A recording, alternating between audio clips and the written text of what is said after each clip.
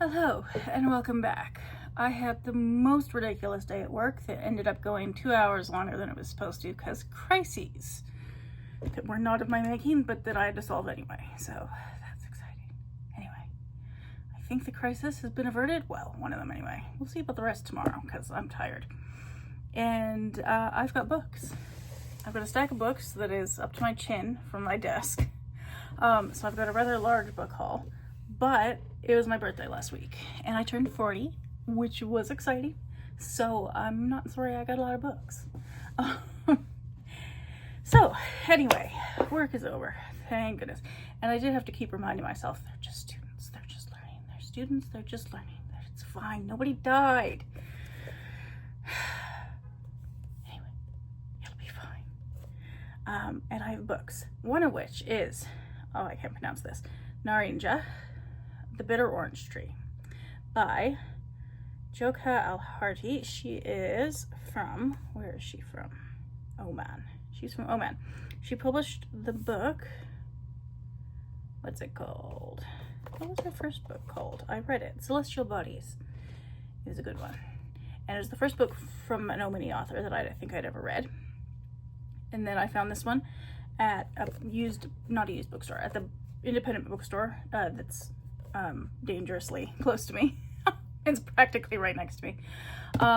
But you know, I voted early in the federal election, and the federal election is scary at the moment because people are nuts and blaming immigrants for everything, and it's stressing me out. So I decided I deserved a book because I voted early, as you do. So yeah, that's my story, and I'm sticking to it. Oh Lord, I'm in such a weird mood today. All right. Then I guess I should say, these are the different sections. I have 3 different categories of books that these roughly fall into. One is the reading around the world, Middle East to North Africa, mostly books. One is a poetry section, and one is a few other nonfiction books, because, you know, variety. This is one that's been on my TBR for a minute. It's Yashar Kemal's Mehmed My Hawk, which I guess you could probably call a modern classic in Turkey. Don't actually know what it's about, but it's apparently a beautiful novel in the glorious old tradition of heroic storytelling. He achieves the Russian quality and intimacy of detail, which makes the etching indelible. Oh, this cover is really hard to read. It's got a textured cover, and the writing on it is making my eyes go a little buggy. Anyway, sorry. That makes his etching indelible, more selected, and therefore more obvious than life. The book is a small, sharp, moving epic of the Turkish soil. I'm not entirely sure how to imagine all of those words going together, but okay. Apparently it is a masterpiece. A tale that assumes epic proportions and gathers speed to rush to a spectacular climax. So, I think epic was used in 3 different reviews. Should be fun. Okay, that's Turkey. This is Azerbaijan, I think. Yes. Although it's spelled in an interesting way on the back. This is the classic story of romance and adventure, combines the exotic fascination of a tale told by Shahrazadi with the range and magnificence of an epic. So this is by Kurban Said, who apparently is from Azerbaijan. Caucasus and surrounding countries. So it's set in the Caucasus. It's been compared to Romeo and Juliet, and also the one I just read. What is the Turkish one? Or not the Turkish, the Russian one I just read. Lara and what's his name? Hold that thought, that's going to annoy me. Okay, that was ridiculous. The book I couldn't remember the name of was Dr. Zhivago. How do I go and forget that? Honestly, it's ridiculous. Anyway, this, despite being thinner, has been compared to that. Honestly, my brain sometimes. It's set during World War I in Baku, Azerbaijan, between East and West, Muslim schoolboy, Christian girl, blood feud, scandal, starkly beautiful deserts and remote mountain villages, to the opulent palace of Ali's uncle in neighboring Persia, war threatens their future, etc., etc. Timeless classic of love in the face of war. So it should be fun. Also, I think it's the book that her channel name I think is LydLoves. Lydia is doing for her Read Around the World. They do a book of the month on Fable every month, and that one is for, what month is now? April. May. It's for May. Honestly, I'm not functioning today. Work was really that nuts. Oy. Anyway.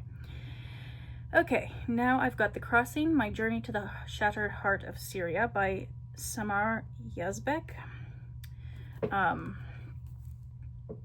Like so. This has been on my TBR for a minute as well. It was published in a little while ago now. 2015. Really? 2015 already? Getting old. Because it doesn't seem like that long ago. I'm gonna start saying stereotypical old people things now that I'm 40. Like, that passed in the blink of an eye, or whatever my grandma used to say. Anyhow. She was a critic of Assad. She forced into exile. Tried to alert the world. Her pleas were ignored, as per usual in that area of the world. Well, most areas of the world, really. Determined to take action, she secretly crossed the border back into her homeland and traveled all over the northern areas that were under rebel control, worked with local activists, and yeah. So she shares a lot of her stories and their stories in this book, and apparently it's like really well written and everything, as well as being really moving. So that is The Crossing. Then I have another book, not another in this haul, but Nawal El-Saadawi is like a renowned Egyptian feminist and doctor and writer, and she was incredible. I think she's passed away now. But this is The Innocence of the Devil, which is fiction, and I've read some of her nonfiction, which I loved. I don't remember if I've read any of her fiction. I feel like that's a thing I should know off the top of my head, but I don't. Because my memory is going too now, apparently. Falling apart. All right. The Madonna of Excelsior by Zakes Mda. He is a South African writer who, what other book did I read of his? She Plays with the Darkness, which was really good. I mean, I really liked the main character in that one. Some of the story was a bit, didn't always do it for me, but the main woman in that book is incredible. So I'm hoping that this will be the same. This actually was recommended after I finished reading Kindred by Octavia Butler, the audiobook. And that is a book and a half. Oh, that is brutal. Oh. Anyway, I mean, spectacular, but horrifying. And this was recommended after that. So I thought, okay. And then I found it in a used bookstore when I went home to Saskatoon for said birthday. And I thought, well, it's like a sign or something. I should probably get it. Okay, poetry section. This is much thicker than I thought it would be. This is the complete poetry and selected prose of John Donne, because I really love his poetry. I haven't read a lot of his prose yet, or really any of his prose, but I love the poetry that I've read, which is mostly songs and sonnets, elegies. There are a bunch of other verses to this or that person that I have not read. Elegies that I have not read. I've read some of the divine poems, some of the holy sonnets. Those are excellent. I love those. And then, I don't know if La Corona is in here, but I love them too. Oh yeah, there it is. But he's just got a lot, and I need to read all of them because I love his poetry. And then I got Childe Harold's Pilgrimage by Byron, because I read Don Juan and it was fantastic. It was so much fun. It's way more fun, and sorry, I got distracted by pigeons on my balcony again. Nothing out of the ordinary. And it was way more fun than I thought it was going to be. Much faster paced, very sarcastic. I don't know what this is going to be like exactly. I mean, I've read a little bit about it, but, excuse me. It's also allergy season, which is exciting. Okay, and then I got Byron and Joyce Through Homer, which had a much prettier cover online, but you know, when you order things secondhand that are in print, you get what you get. This is by Hermione Delmado, and basically it's got chapters on the Odyssey, Arete, Society, and its Pederea. I don't really know all of those words. Anyway, she takes Don Juan and she takes Ulysses and compares them to the Odyssey.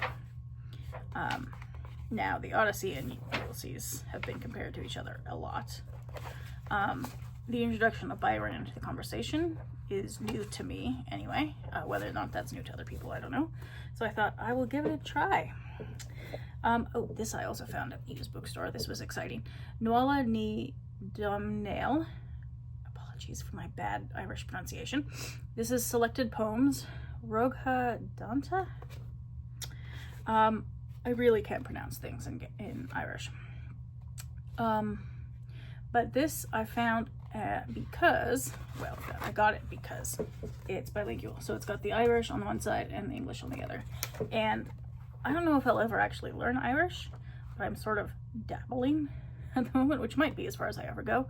But this is just cool. I mean, who doesn't want a book in Irish? Because I'm a dork, as we know. This is the Cambridge Companion to Coleridge and Byron. I will be very tempted by the Byron one in particular next because, did I mention I'm a dork? I'm very geeky about this sort of thing. And then I got, okay, so I ordered this twice and it went missing in the post once, so it better be good. This is Missing Measures, Modern Poetry and the Revolt Against Meter by Timothy Steele. It's got a lot of really good reviews online, like on Goodreads and whatnot. So he's a professor of, I assume, English. But this is mostly about the movement towards not using meter. And his thoughts on that, apparently. So the modern movement and free verse, verse and prose and modern poetry, the superior art, the reverses of time, distinction between verse and poetry, free verse and aestheticism. Oh, that's a hard word to say. Sciences of sentiment, the crisis of experimental poetry. So that should be an adventure. Okay, now the non-poetry related nonfiction. I've got Monocultures of the Mind by Vandana Shiva. This is also one I ordered online but secondhand because I think it's out of print. But this is Perspectives on Biodiversity and Biotechnology. And it just sounded really interesting. So she talks about disappeared knowledge systems, destruction of diversity as weeds, miracle trees, the green revolution, non-sustainability of monocultures, etc. And then there are chapters on excuse me, biodiversity, erosion, threats to biodiversity, bioimperialism,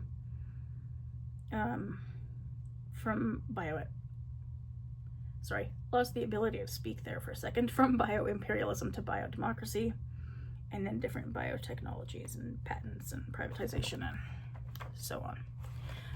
And then the seed and the spinning wheel, technology development and biodiversity conservation. And then an evaluation from the third world perspective. So that sounds pretty cool. Then I got this, which is The Celtic Realms by Miles Dillon and Nora Chadwick, because Bailey of the Bailey Grind kept talking about it. And I've read a little bit about Celtic history, and it's fascinating, and it spans more of Europe than I had originally thought. So this should be cool. And then at a bookstore called Shelf Life, I got a book called Shelf Life, Chronicles of a Cairo Bookseller. So I'm not entirely sure what I'll think of this, because in theory it sounds fascinating because it's about two sisters and their friend who founded Diwan, a fiercely independent bookstore in Cairo, with no business degrees, no formal training, and nothing to lose. However, one of the reviews that made me laugh, and a lot of people seem to agree on this, is that she girl bossed a little too close to the sun. Seems to be at least a partial consensus on Goodreads. So I thought that was funny. But yeah, so it seems like they're upper class sort of young women who start a bookstore in Cairo, but it could still be interesting. We'll see. And then I got 2 books sent to me by Touchwood, which has never happened before, so that's exciting. So I got Staying Alive, the go-to guide for houseplants. This is in the series called Go-to Guide for Gardening, I think. Come on. If you were going to tell me what the series was called, where would you do that? For the guides for the prairie gardener. Guides for the prairie gardener, apparently. They're all called the go-to guide for vegetables, the go-to guide for herbs, that sort of thing. Pests and diseases, seeds, small spaces, soil, trees and shrubs. There's a bunch of them. And they're so good and so easy to read and really helpful. And they're basically formatted. I've got to ease this book open here a little bit or I'll break the spine. In this Q&A sort of style. So it's very accessible. They have lots of pictures. It's very easy to read. It's a lot of fun. And basically they just go through all the questions they get asked as professional gardeners the most. So yeah, that's gonna be exciting, and hopefully my plants will like me more after having read it. And then this is The Houseplanter, your go-to growing journal, which is the first time they've come out with a book like this. Also need to ease it open a little bit. I haven't worked these open yet. So it's got some houseplant tips in the front, but then it's a journal with different types of things. So you can have a list of your plants and the descriptions, and then what they need, flowering, growth habits, different qualities of the plants. The next section, whoops, I am not coordinated enough for this, is watering. And you can like schedule it and whatever else you need to do to get a handle on that. And then the next section is fertilizing. Like so. So you can schedule the dates that you fertilize things, housekeeping, cleaning leaves and pinching things off and that sort of thing. Pruning whatever needs to happen, and then repotting, and then propagation. So that's a handy little journal. I haven't decided exactly to what degree I'll use it yet, but I'll certainly do some experimenting. So that is my fairly enormous stack of birthday month books. I thought, sorry, my computer's flashing on and off. Yeah, that's it for now. Me and my worn out brain that's apparently aging as fast as I am. I'm gonna go and watch a hockey game now because it's the playoffs. Because I do that and then I text my dad during it because we live in different provinces. But anyway, besides the point, thank you for watching and I'll see you next time.